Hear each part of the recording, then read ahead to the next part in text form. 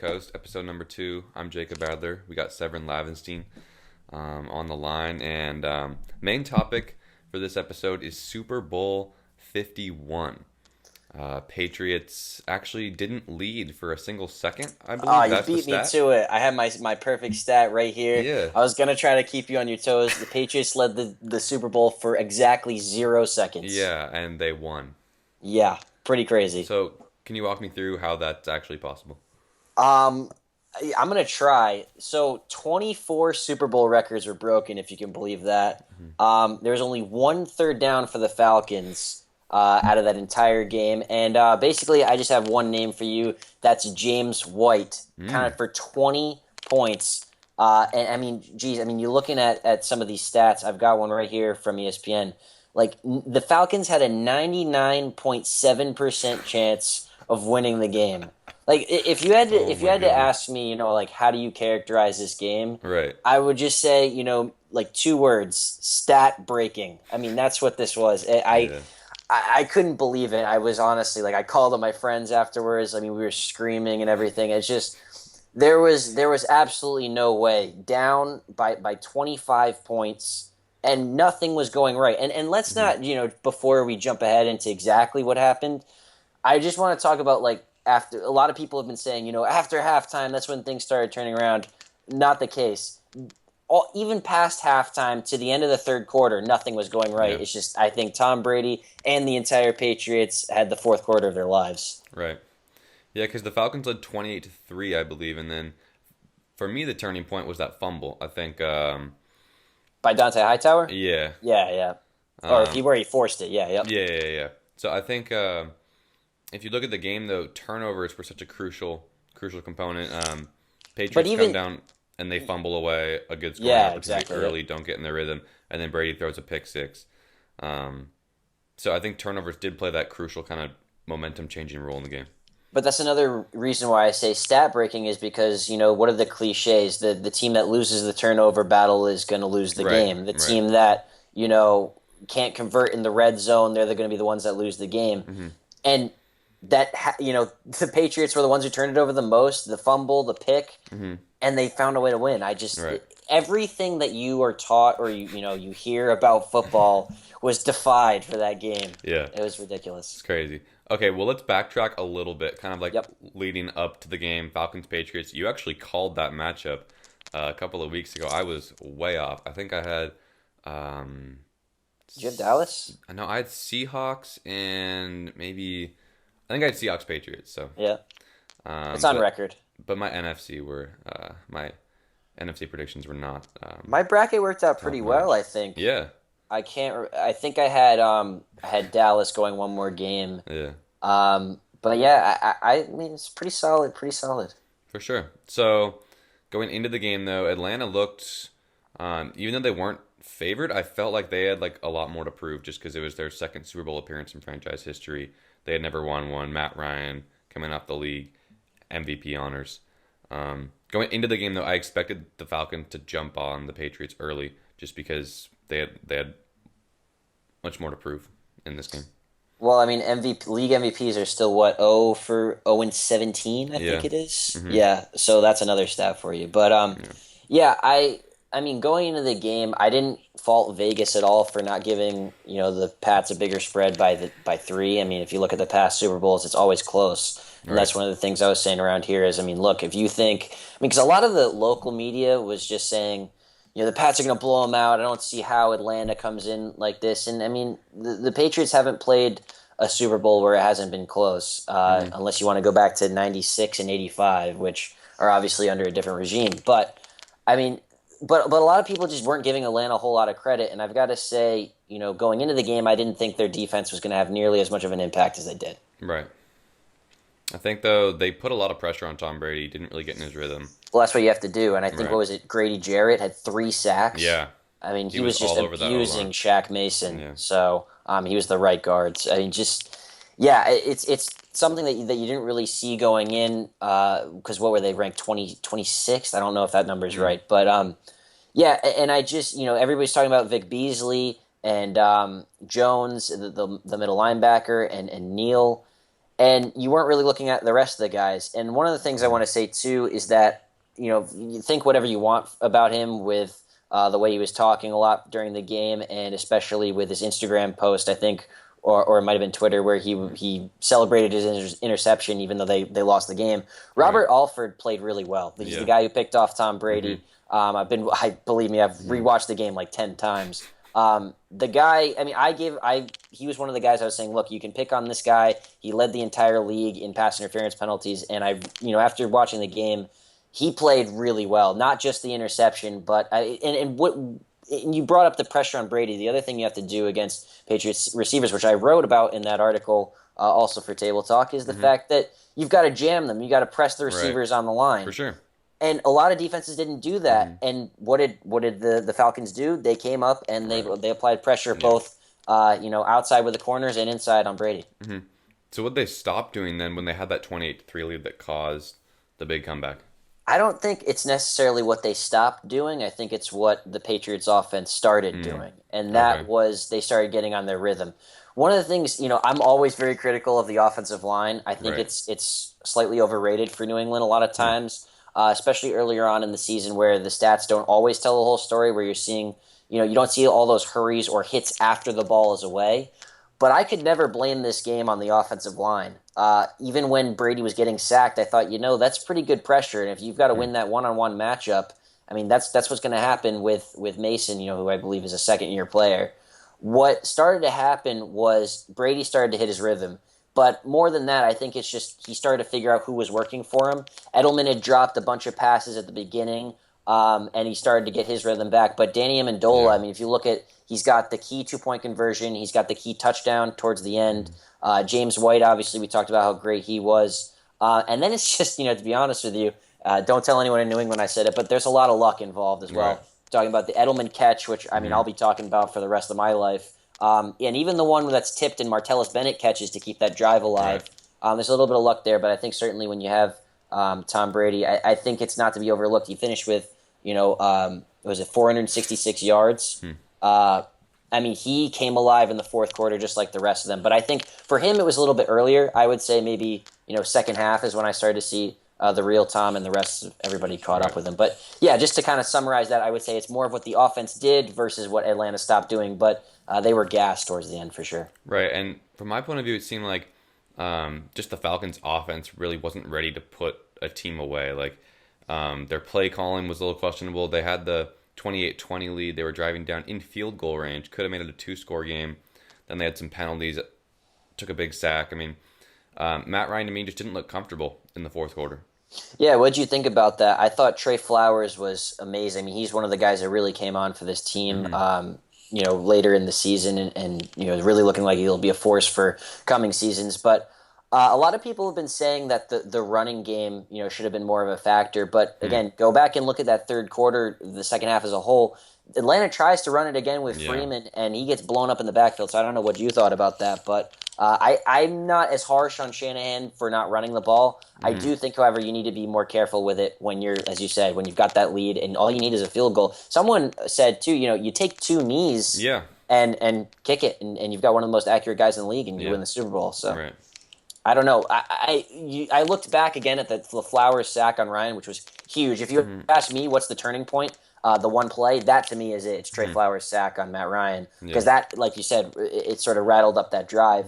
But I don't think he could have thrown. Excuse me, could have thrown that one away. Hmm. But yeah, that's at least what I think about it. Right. Yeah, it's interesting. And then Julio Jones really wasn't that big of a factor in the game. He had a couple catches early, had the one big catch on that drive to put them in field goal range. Yeah, 4 targets, 4 receptions, Yeah. and they were all contested. Hmm. Again, I was really proven wrong with the cornerbacks because the guy I was not a fan of going into the game was Eric Rowe for the Pats. They picked him up from Philly in a trade, and he was all right there. But Philly cornerbacks as a whole have not been great, and he had the size. But I mean, he played Julio tremendously well. I Right. mean, you saw that catch on the sideline. I mean, what else can you Ridiculous. do? And, Yeah. and they switched Logan Ryan on and off of him. And I liked what they did with Malcolm Butler, keeping him on one side of the field, even though he didn't have the greatest day. Right. I couldn't fault Eric Rowe every time Julio caught it. That would be where I'm the most critical of Kyle Shanahan. It's like, Hmm. let's not overcomplicate it here. You need to win the game. Who are you going to go to? It's got to be your best player, Yeah. especially if you're not running it. They Right. needed to throw to Julio Right. Jones a lot more. Hmm. And I mean, in my opinion, it was kind of interesting to see a team like Atlanta that they got so many of their points, their big plays, their momentum this season off the long ball. Really didn't throw it deep that much on the Patriots secondary. I wasn't surprised. They were running a lot of, if memory serves me correctly, a lot of cover two, but they switched to zone Right. a little bit as well, and so did Atlanta too. So I don't want to confuse that, but it's a lot of safety help with Devin McCourty and Duron Harmon when Patrick Chung is not back there as well. So I don't exactly fault them for that, especially since intermediate stuff was working. Hmm. That's where I was surprised. I saw a lot of the intermediate game with Mohamed Sanu, Taylor Right. Gabriel. Yeah. So yeah, and Coleman couldn't be much of a factor because of Right. his injury, the running back. So Right. That's tough. Okay, and then so the game's tied 28-28 going into overtime. The thing that was like a bit frustrating for me is like in college football, right? You tie, you go into OT. It feels like both teams have a fair chance to win the game, right? In the NFL, so much of it is predicated on a coin toss. So for me, that was kind of frustrating to see the entire NFL season come down to a coin toss, so to speak, just because the Patriots scored on their first possession. I'm gonna disagree with you, and it's not only because I'm a Patriots fan. I think this for all of the overtime. Huh. The NFL. You have to have, in my opinion, if you get to the Super Bowl, you have to be a complete team. We Right. know that's not always the case, but the Patriots won the coin toss. It's their offense versus Atlanta's defense, which for the first half was shutting down the Patriots. I don't think there's any doubt about that. Right. You've got to stop them. If your defense can't stop their offense, what are we doing here? I feel like if you change it so that Atlanta needs to, or whichever team needs to get the ball back on offense, you're bailing out their bad defense, and vice versa. Look, say Atlanta gets the ball and they drive down and score against the Patriots defense. Well, it's on the Patriots to be able to have a good enough defense to stop them when it counts. Right. And I think that for all teams, insert any team you want into the Super Bowl. I think it's up to you to be able to have a complete enough team to be able to stop them on both sides of the ball. I think if you change the rules, it's bailing out one phase of the game. Yeah, but don't you feel like when you watch a college game and it goes into overtime, like the overtime is just a bit more equitable, fair? Yeah, Both well, teams I get a think chance to score. I think college games are a little. There's a lot that's different with those games. Right. The momentum swing is always huge. If you ask me, I think there are a lot of plays that you see. I don't call them luck. I call them more of like right place, right time sort of plays, Yeah, for sure. which it has a huge impact on the game. Hmm. And not to say that doesn't happen in the pros, but I see that more in college. And just sort of where you get into the overtime, it's like a free for all, right? Basically, Okay. what I'm trying to say is like when Tom Brady got the ball Hmm. for the Patriots in overtime, I might not have shown this confidence in the moment, Right. but I felt like we had it. Right. It's the same reason. Like again, any quarterback there driving down the field, you feel a sense of certainty whether or not it happens. In college, I have more reserves. Right. So if your argument's predicated on like a defense being able to stop an offense, then so what's your thought on? Okay, so say the Patriots went down, scored a field goal, then the Falcons come back, score a touchdown. Thoughts on that?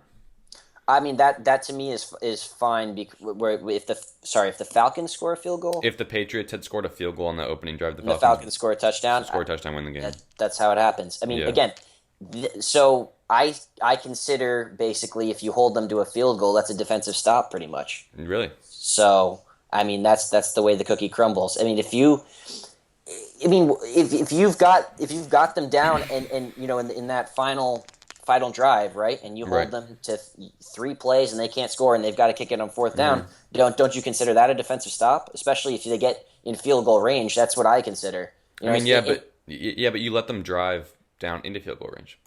If you're a bend but don't break defense, that's kind of your motto. That's kind of your mantra. That's I see how this is an issue for people, and I fully understand it. I happen to be on the other side. I completely see your point of view. Right. I just happen to be on the other side where I consider holding them to the field goal or even holding them to forcing a turnover or making them punt. I think Right. that's what your defense needs to be able to do. Hmm. It's a big moment. You've got professional players on that defensive side. Right. Uh, you know, you've got to be able to have that good enough of a defense to be able to do that. Right. Well, I just feel like a stop in football should be a stop with no points, and that there shouldn't be like this gray area where it's like if you kind of give up 3 points, then the other team gets a chance. But if you're like a really bad defense and you can't stop them entirely, get a touchdown, game over. But like in Yeah. basketball, if a team scores a 3 pointer and a 2 pointer, like they're both scoring on you. It's not Well, like the basketball one too same is level. they play out a whole other 5 minutes Right. for Yeah. that final. So I mean, you could make the argument that football should play out a whole other Quarter. miniaturized quarter. Sure, like I said, I totally understand your argument. Some people say the NFL kind of went halfway with their overtime rule Yeah. where they Pretty much. only do it for field goals. I happen to agree with it. It's one of the few things I agree with the NFL in total, but I don't know. I'm a fan of this one so far, and I Okay. truly believe. I can't exactly back this up, but I truly believe that for every team, not just for Right. my team that happen to benefit from it. Okay. That sounds good. Um. So I guess where did the Patriots go from here into the off season? Well, you gotta sign your big free agents. My top two, I think anybody's top two, are Dante Hightower, Malcolm Butler. They're your keys, your best Right. defensive Right. positions. I argue your top two defensive players. Hmm. After that, I'm fine with letting whoever else you need to walk. Alan Branch had a great year, but if you like Malcolm Brown in that defensive tackle spot, that's fine. Jabal Sheard had a reduced role because of Trey Flowers. Again, they're big names or big for the New England market, but if you got to let them go, that's fine. Hmm. And to me, I really think that they need to take advantage of the draft. And look, it's Bill. He'll be able to do whatever the heck he needs to do, Hmm. whether it's signing free agents, whether it's even trading this pick. I would love to see Garoppolo get dealt for another first rounder and be able to really build. I've seen Jabril Peppers go into the Pats in mock drafts a lot. Also, another defensive end, Mark Anderson, I think. Hmm. Might not be Mark, but from Alabama going to the Pats as well. I Yeah. like those two things. I think if you ask me what the Patriots need, I would say the biggest areas of concern are all really on the defensive side in another linebacker and another pass rusher. Right. Those two. And then if you want to throw in another Hmm. corner, sure, because they'll probably lose Logan Ryan. Yeah. So do you see the Patriots being challenged at all next year? That depends 100% on where Oakland is at. If you've got Mm. Derek Carr and better pieces, again on that defense, I wasn't sure that defense was a championship caliber defense. That offense, however, with Derek Carr, I mean, you could have made an argument for him to be MVP Right. considering how bad they were without him. If they build pieces, if they do well, they already extended Jack Del Rio. That is the only issue to me. I don't see a Really? whole lot of challenge in the AFC. Just In the AFC. Pittsburgh can't do anything. They Hmm. can't do anything against the Patriots. That's the only other competition besides Oakland that you have there, and they fall flat when they play the Patriots. And Big Ben's Hmm. thinking about retiring. So, Yeah. what do you think about it? I think the Chiefs could be a team. I think if the Chiefs had gotten by Pittsburgh, that would have been a better matchup in the AFC title game. Andy Reid has no idea what he's doing with the clock. That's the only reason why I say no. And Alex Smith, I'm an Alex Smith guy. I Hmm. happen to like him, and I've always believed that if they hadn't benched him for Kaepernick, he could have led them to the Super Bowl. Again, you can say whatever you want about Hmm. that one, but I happen to like him. But he's a game manager. I think Yeah. that's an overused term, but I think it does apply with Alex Smith. And Andy Reid, like I said, has no idea what he does with the clock. Okay. Well, if you had to give a 2017 Super Bowl prediction for next year, let's hear it. Uh, I mean, it's really hard to go back. I don't care who you are. Right. And I think the Patriots have work to do on defense. You know, I think this was a down year for the NFL. So if you want to say that the Patriots defense, really stepped up when they needed to, fine. But maybe it might not have been the greatest if you're going back a couple years and have to play maybe those Giants teams again, Hmm. or maybe even Seattle's offense again. I don't know. It's hard to go against this high-powered Atlanta offense and say the Patriots defense didn't withstand the test. But at the same time, my prediction for next year, I would probably say I'll give it to the Raiders just Raiders. because Okay. I think the field. It depends on if they move to Vegas, man. If they've got all the partying going on Yeah. there, they might get distracted. But Yeah. I'm basically picking the field because I think it's really hard to repeat. Right. So yeah, I would say Raiders. And gosh, if I have to pick an NFC, I'm not sold on Dallas, so I don't know. I'll go Green Bay because Green Bay. I mean I think I don't. Here's what I want to ask you: do you think Atlanta will be able to come back after this? Because I think that's such a crushing defeat, Yeah. losing their offensive coordinator as well, that they won't be able to come back. I think it's pretty demoralizing, like as a franchise, and for like the city as well, just to be that close to your first major sports championship in I don't know how many years. I think the Braves in baseball won it a little It was while funny. They back. were showing that graphic as what Yeah, New England with it was like like 38. 36 Yeah, it was championships like and yeah. 36, 38 to one. Um, but I think they'll be okay next year. But you kind of like as an example, you can look at the Carolina Panthers from 2 years ago. They went 15-1. It wasn't like a crushing blow in the Super Bowl, but their offense looks so incapable of moving the ball on Denver's defense. And this year they just kind of slogged through the entire season, never found their rhythm. And even that game Um, too, I was watching that one as well. When everyone talking about the Cam Newton not diving for that right. football play, hmm they were only down a touchdown there. hmm So yeah, I mean, with the Carolina Panthers, I thought it was more like they just weren't ready for the spotlight. Atlanta, I Right. just think you lose it in that fashion. hmm I don't know how you come back from that. Yeah, it's tough. It is tough. But then transitioning, there's like the other hand though, like the Golden State Warriors, they lost 3-1 in the finals to the Cavs. They've bounced back and they have the best record in the NBA. Well, that's basketball. You have Steph Curry, and you did sign Kevin Durant. Yeah, That but you kind can of make the helps. argument that the Falcons have the MVP Matt Ryan. They have the best wideout in the game, top defense. Maybe they come back stronger next Well, year. I don't know. I mean, they're still the 20 whatever the heck ranked defense they were. I do think they happen to step up in Right, the spotlight. right, But if you ask me who would I rather have, Robert Alford or Desmond Trufant, I'm going with Trufant, which they right. will have next hmm season, most likely. But hmm I don't know. I think that there's intangibles there. You know what I'm I saying? agree. Sort of I agree. that loss takes. I mean, I remember around here when we lost in 2007. I Right. mean, I was still really young, but just that was a bad one. And then hmm obviously you lose the perfect season. And I mean, 2008 Brady got hurt, and then 2009 is one of the worst. When he came back as a quarterback was one of the worst seasons I've seen in the Belichick Brady era. hmm Worst in air quotes because we still had 10 wins, Yeah. but yeah, and it's just personnel too. I mean, you don't know who's going to leave in free agency as Yeah. well. So I agree. yeah, I don't know. That's what side of it I'm on. But yeah, I think there's two ways for the Falcons to go from here. They can either kind of use this as fuel and fire and motivation, come back stronger next year, which I don't think will happen, unfortunately, just because a 28-3 lead, 7 minutes to go in the third quarter, you're dominating your opponent and you blow the game. I think it's gonna be tough for them to come back as a team, as a franchise. Long offseason ahead. And I wonder how hard it is to get in that mode too. Like you lose that game, you've spent the entire season, off-season Right. workouts to get to that moment, and just to be able to switch and be like, oh, well, we'll go through this whole process again Right. next year and do it. It's pretty demoralizing. Mm-hmm. All right. Well, I think that's all we got time for today. No problem. But thank you for taking the time, Severn. Hey, it was awesome. Appreciate it. Always, Yeah, for always sure, for appreciate it. sure. Maybe next week we can check back in. There was a pretty hype matchup going on tonight in the NBA. Yeah, I'll be Warriors at watching. Thunder. Kevin Durant's return to Oklahoma City. It's gonna be good. I want to see For if sure, for sure. Zaza and Russell Westbrook are gonna be on the court. I don't know. Zaza Yeah, might not play, could be but some words. Could be some words. could be some, Um, maybe even more. yeah, I think the Warriors win maybe by 8 or 10 points, but I think it's gonna be pretty ugly at some points. All right, I nice. I don't think the fans will be too welcoming. Hey, quickly, if you were an OKC fan, would you boo Kevin Durant or would you cheer him? Absolutely not. That fan base is so spoiled. They have been to the playoffs for like 7 out of 8 seasons, and Kevin Durant is the sole reason. He's carried that franchise on his back. You don't boo that man. Fair They enough. they moved from Seattle and then had one season where they finished ninth in the West. The next 7 years, playoffs, Western Conference championships. You I don't boo agree. that man. He is the greatest scorer in the NBA. 6'11" point guard, unguardable. Who All can shoot right. from anywhere on the court. You don't boo that man. But Very unfortunately, definitive. unfortunately, I feel like he's just not going to get the reception he deserves.